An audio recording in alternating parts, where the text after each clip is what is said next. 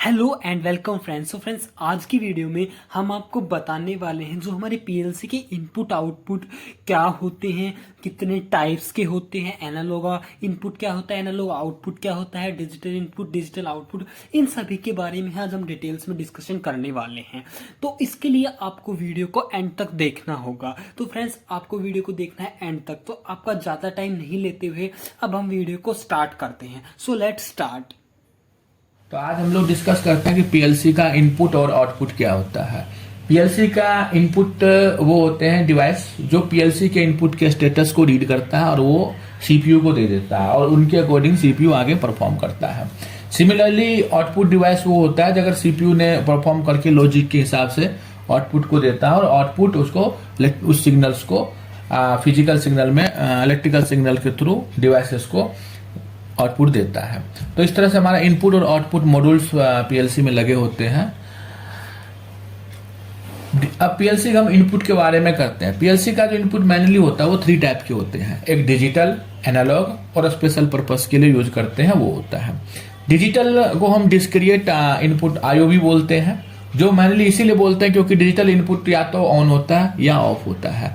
और अगर उसको कंप्यूटर के भाषा में बोले तो 1 और 0, ठीक है।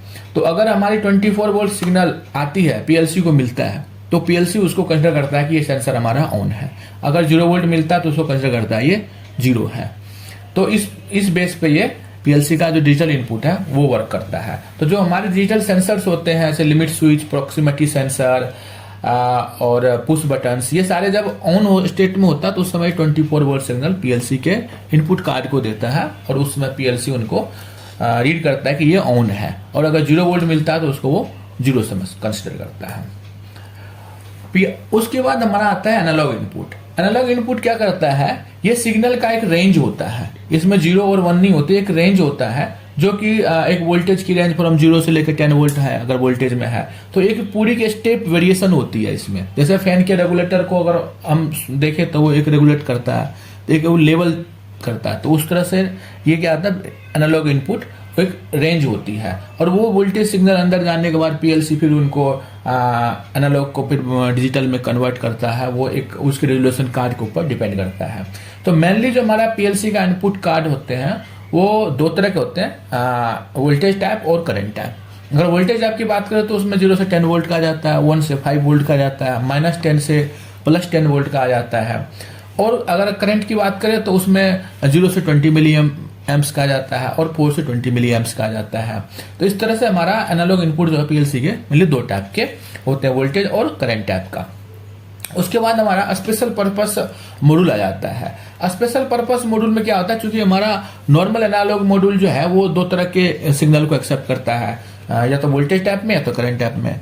बट अभी हम अगर बात करें आरटीडी की, तो आरटीडी का आउटपुट वैसे तो होता है तो है मिली वोल्ट्स में। थर्मोकपल हो गए, इनकी मिली वोल्ट्स में होते हैं। आरटीडी का वोल्ट्स में होता है। उसका हाई स्पीड एनकोडर कार्ड होते हैं। लोड सेल होता है, इनका मिली वोल्ट में होता है। तो इन सिग्नलों को क्या होता है, अगर हम डायरेक्ट नॉर्मल एनालॉग इनपुट पे लगाएंगे तो बीच में हमें एक कन्वर्टर यूज करना पड़ेगा और वो कन्वर्टर क्या करेगा कि इनका सिग्नल्स को लेके 0 से 10 में कन्वर्ट करेगा या तो 4 to 20 मिली एम्पीयर में कन्वर्ट करेगा। तो वो हमारा सिस्टम क्या होगा, काफी लेंदी हो जाता है और कॉस्टली हो जाता है और कन्वर्जन टाइम भी क्या होता है, वो डिले हो जाता है। जितना डिवाइस बीच में हम ऐड करेंगे उतनी कन्वर्जन टाइम हमारा बढ़ जाएगा। तो इनके लिए मैन्युफैक्चरर क्या करते हैं, एक स्पेशल पर्पस का ही मॉड्यूल बना देते हैं, इनपुट मॉड्यूल। से आरटीडी मॉड्यूल बना देते, जितने भी आप 4-5 आरटीडी यूज हो रहे हैं डायरेक्ट आप उस मॉड्यूल पे कनेक्ट कर दे, बीच में कोई कन्वर्जन की लेगा। तो मॉड्यूल क्या करता है, खुद ही उनको कन्वर्ट करके डिजिटल सिग्नल में सीपीयू को दे देता है। सिमिलरली वैसे हमारा टीसी कार्ड का है, हाई स्पीड इनकोडर का है और लोड सेल के लिए है। तो इनके लिए स्पेशल बनाते हैं। हाँ, अगर ये हमारे यूज करने का फायदा तब है जब हमारा इनपुट 2 या 3 से ज्यादा हो। अगर 1-2 हो तो नॉर्मल इनपुट पर आप इनको ऐड कर सकते हैं और अगर उससे ज्यादा हो तो डायरेक्ट मॉड्यूल परचेज करके उस पर यूज कर सकते हैं इनको। तो ये हमारा इस तरह का 3 तरह के डिजिटल इनपुट हो गए पीएलसी के। पहला डिजिटल, एनालॉग और दूसरा स्पेशल पर्पस, तीसरा स्पेशल पर्पस का हो गया। उसी तरीके से हम पीएलसी का आउटपुट की बात करें तो इसमें भी हमारा डिजिटल होता है आउटपुट और एनालॉग आउटपुट होता है। डिजिटल में भी 3 टाइप के होते हैं, ट्रांजिस्टर टाइप, रिले टाइप और ट्रैक टाइप। ट्रांजिस्टर टाइप में जो होता है वो भी 2 टाइप के होते हैं, एनपीएन, पीएनपी, या इसको सोर्स और सिंक बोलते हैं। आजकल हाइब्रिड भी आते हैं जिसमें दोनों होता है, आप कोई भी कॉन्फ़िगर कर सकते हैं इनको। तो ट्रांजिस्टर टैप जो ओनली जो होता है ओनली फॉर डीसी कंट्रोल के लिए होता है। आप इस पर डीसी देंगे और ये डीसी को स्विचिंग करके आपको कंट्रोल कर देगा। उसी तरीके से रिले टैप होता है। रिले टैप में क्या होता है कि इनकी स्विचिंग जो होती है ट्रांजिस्टर से थोड़े से कम होते हैं और इनको आप किसी भी लेवल का वोल्टेज जो है ना स्विच करा सकते हैं, चाहे 5 वोल्ट, 10 वोल्ट, 24 वोल्ट या एसी भी स्विच करा सकते हैं इनके ऊपर। तो ये उस तरह से फ्री होता है कि इनमें आप कोई रिस्ट्रिक्शन नहीं होती कि आप ये डीसी कंट्रोल के लिए ही है या एसी के लिए ही है, आप इसमें कुछ भी कर सकते हैं। और ये इस पे एनपीएन पीएनपी का भी कुछ नहीं है। आप सोर्स टाइप स्विचिंग करा सकते हैं, सिंक टाइप कर सकते हैं, नेगेटिव स्विचिंग करा सकते हैं, क्योंकि ये पोटेंशियल फ्री पॉइंट होता है मेनली। उसके बाद हमारा ट्रैक टैप।